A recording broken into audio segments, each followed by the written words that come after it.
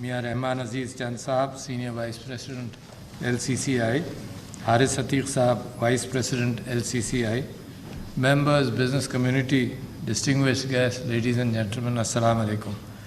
مجھے بڑی خوشی ہے اس بات پر کہ لاہور چیمبر کے 100 سال مکمل ہوئے اور یہی ٹریڈیشنز اور یہی تاریخ اس بات کی عکاسی کرتی ہے کہ پاکستان کے اندر بھی جب انڈیوائیڈڈ انڈیا کے زمانے کے اندر جو تجارت تھی اور کام تھا, تو جب پاکستان بننے سے پہلے سے ایک چیز ایگزسٹ کرتی ہے جو بڑے فخر کی بات ہے, Lahore chamber of commerce and industry. بہترین کام ہوا ہے لاہور میں, and we must not forget.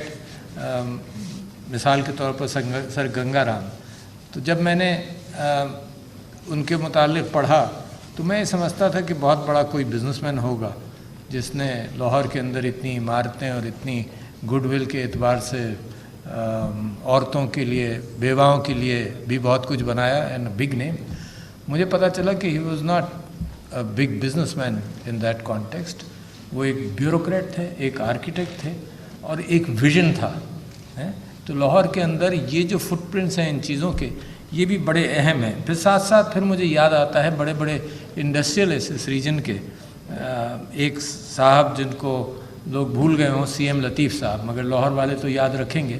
He was a business entrepreneur of excellence since before partition, a very well educated man, جس نے بیکو بٹالہ انجینئرنگ کمپنی کے حوالے سے بہت بڑا کام کیا, بہت بڑی انڈسٹری تھی.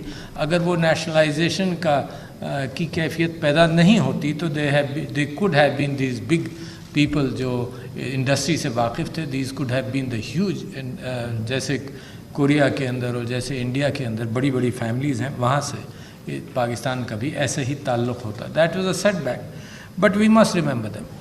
دوسری بات یہ کہ مجھے بڑی خوشی ہوئی آج اس بات پر کہ عورتوں کی تعداد آپ کے ایوارڈز میں بھی اور پارٹیسپیشن میں بڑھ گئی. I must congratulate you. This is یہ ایک چھوٹا سٹیپ ہے مگر ایک اہم سٹیپ ہے. کیوں چھوٹا سٹیپ اور اہم سٹیپ ہے؟ کیونکہ اگر پاکستان کی اور انڈیا کی آپ تاریخ دیکھیں تو اس حوالے سے قائد اعظم محمد علی جناح تقریباً ہر جگہ اس بات کا اظہار کرتے رہے کہ عورتیں ساتھ ہونی چاہیے. مجھے ایک واقعہ یاد ہے کہ ان کی جو شادی ہوئی وہ مریم ڈنشا سے ہوئی. مریم نام رکھا گیا, اور وہ ایک لکھنؤ کے اندر ایک مسلم لیگ کی گیدرنگ تھی جس میں ان کے ساتھ گئے, اور ان کی گاڑی سے اتر کر, کیونکہ لوگ قائد اعظم سے بات کرنے لگے اور کچھ, تو ان کی گاڑی سے اتر کر وہ پنڈال میں گئیں تو ان کو روک لیا گیا. اور جب روکا تو واپس آئے, انہوں نے کہا جی مجھے اندر نہیں جانے دے رہے.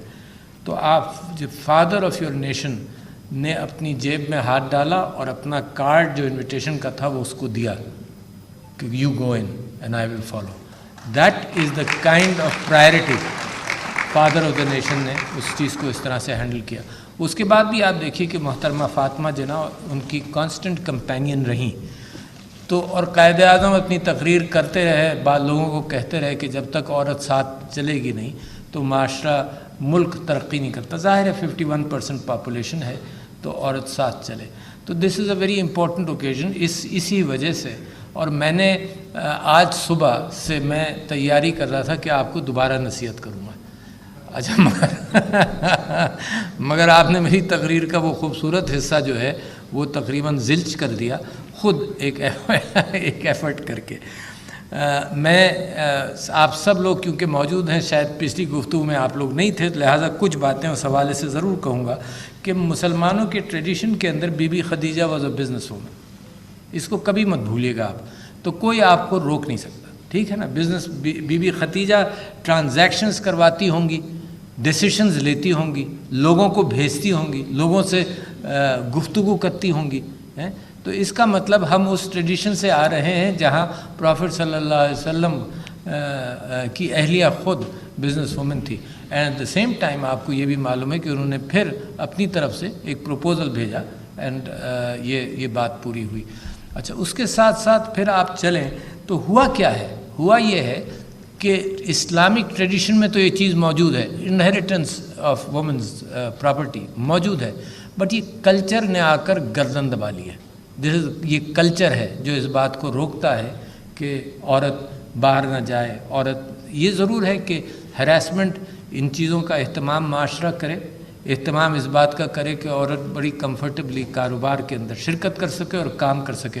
تو لہٰذا میری بزنس مین سے کیا اپیل ہے, میں ہمیشہ ہر جگہ یہ دیکھتا رہا ہوں کہ بزرگ ہیں اور یہ ان کا بیٹا ہے.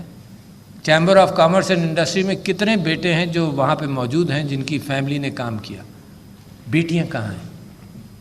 مطلب یہ کہ اگر آپ اپنے ماحول کے اندر ایک اچھا, اپنے بزنس کے اندر ایک اچھا ماحول کریٹ نہیں کر سکتے, اور اس سے اچھی کیا بات کہ آپ کی بیٹی آپ کے اپنے اچھا کریٹڈ ماحول کے اندر کام کرے.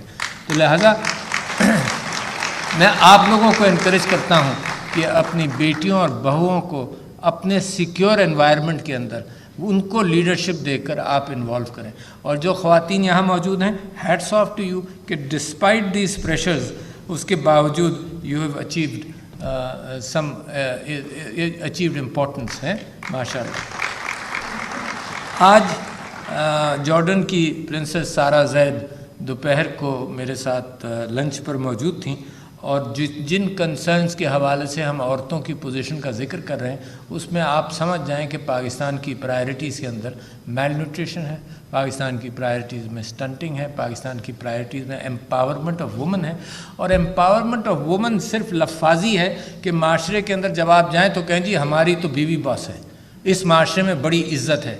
ان عزتوں کے ساتھ یہ وربل اپریسیشن ہے چیزوں کا, مگر جب ریالٹی آتی ہے ڈسٹریبیوشن آف پراپرٹی کے اعتبار سے تو ہم اسلامی وراثت کے اصولوں کو بھی نہیں اب چلاتے. باقی سارے کام آپ اسلام پر ہم سے کروا لیجئے, تقریریں کروا لیجئے, ساری باتیں کروا لیجئے, but as far as inheritance is concern وہاں پر جا کر جناب دیر آر ریجنز جہاں 99% پراپرٹی ڈسٹریبیوشن نہیں ہوتا. عورت امپاور کیسے ہوگی جب اس کو فائنینشلی امپاور نہیں کریں گے؟ عورت معاشرے کے اندر آپ کے ساتھ چلنے والا حصہ کب بنے گی؟ انلیس یو یہ صرف زبانی کہتے رہیں کہ جی ہم بڑی عزت کرتے ہیں, یہ کرتے ہیں, دیٹ از فائن, کریں, بہت ضروری ہے معاشرے کے اندر عزت کریں, مگر یہ بھی بہت ضروری ہے کہ اس کو فائنینشلی امپاور کریں. ڈیجیٹائزیشن کے ذریعے امپاورمنٹ کی کوشش ہے. اسٹیٹ بینک آف پاکستان نے عورت گھر بیٹھے بیٹھے اکاؤنٹ کھول سکتی ہے, اور اس وقت دنیا کے اندر اتنی مارکیٹ کھل گئی ہے امیزون کے ذریعے کہ گھر کے اندر ویلیو ایڈڈ کام لے کر اور دنیا کو ایکسپورٹ کر سکے. Keep in mind. صدر